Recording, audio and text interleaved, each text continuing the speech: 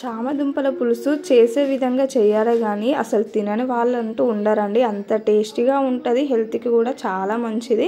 నేను సింపుల్ ప్రాసెస్లో ఈ చామదుంపల పులుసు అనేది చూపెడతానండి. ఒకసారి చూసి అయితే ట్రై చేయండి.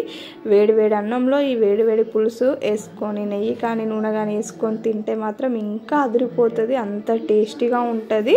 అసలు చామదుంపల పులుసు నచ్చని వాళ్ళు ఎవ్వరు ఉండరు ఈ రకంగా చేసుకుంటే మాత్రం.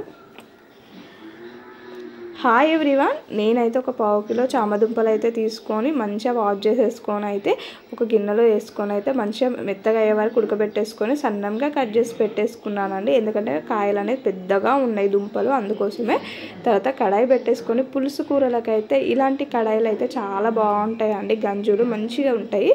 తర్వాత కొంచెం ఒక 3 టేబుల్ స్పూన్స్ ఆయిల్ వేసుకొని అందులో ఆయిల్ హీట్ అయినాక ఒక 1/2 స్పూన్ మెంతులు, జీలకర్ర, ఆవాలు, కొంచెం మినపప్పు వేసుకొని అయితే మంచిగా ఫ్రై చేసేసుకోండి. తర్వాత పులుసు కూరలోకి ఎప్పుడు కానీ ఉల్లిగడ్డలు ఎక్కువగా ఉంటే మంచిగా ఉంటుందండి. ఒక 2 పచ్చిమిర్చి, ఉల్లిగడ్డ, కరివేపాకు వేసుకొని మంచిగా ఫ్రై అయిపోయాక ఒక 1/2 స్పూన్ పసుపు వేసుకొని మొత్తం మంచిగా ఫ్రై చేసేసుకోవాలండి. ఇలా చేసుకుంటే చాలా అంటే చాలా టేస్టీగా ఉంటుంది. ఒక 1/2 స్పూను అల్లం వెల్లుల్లి పేస్ట్ వేసుకున్నాక మంచిగా పచ్చివాసన పోయే వరకు ఫ్రై చేసేసుకొని తర్వాత ఒక పెద్ద సైజు టమాటో చిన్నగా కట్ చేసేసుకొని ఇందులోకి వేసుకొని ఆయిల్లో మంచిగా టమాటాలు కొంచెం స్మాష్ అయ్యే వరకు అయితే ఫ్రై చేసేసుకోవాలండి. ఎందుకంటే మంచిగా అంటే ఆయిల్లో మంచిగా ఫ్రై అయిపోతే తొందరగా ఉడికిపోతాయి కదా.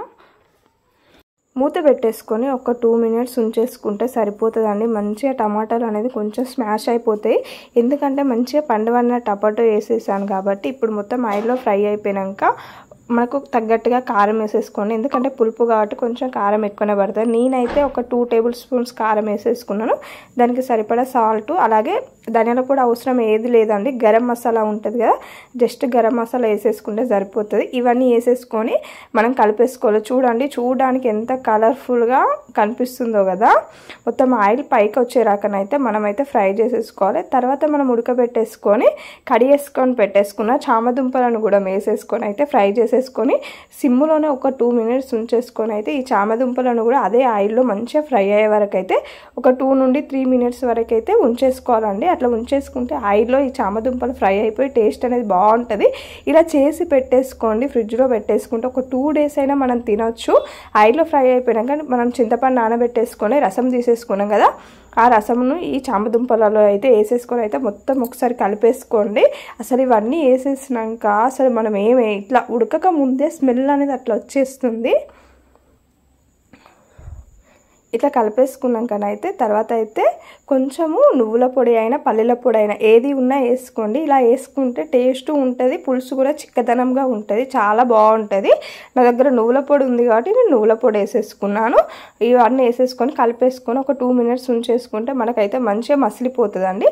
అలా మసిలిపోయినాక లాస్ట్లో కొత్తిమీర వేసేసుకోండి, ఎందుకంటే మనకు చామదుంపలు అనేది ఉడికిపోయినాయి కాబట్టి ఎక్కువసేపు ఉడికియాల్సిన అవసరం లేదు. ఒక 2 మినిట్స్ మసులితే మనకు ఎంతో టేస్టీగా ఉండే చామదుంపల పులుసు అయితే రెడీ అయిపోతుంది. ఒక్కసారి ట్రై చేయండి, కానీ టేస్ట్ మాత్రం సూపర్ అంటే సూపర్గా ఉంటుంది.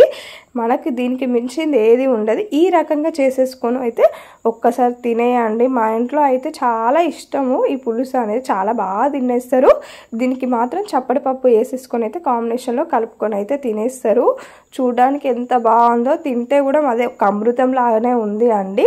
ఒకసారి మీ ఇంట్లో ట్రై చేయండి. ట్రై చేసి మీ ఫ్యామిలీస్కి కానీ ఎవరికైనా రిలేటివ్స్కి కానీ షేర్ చేయండి ఎలా ఉంది అనేది. Thank you for watching. Please subscribe.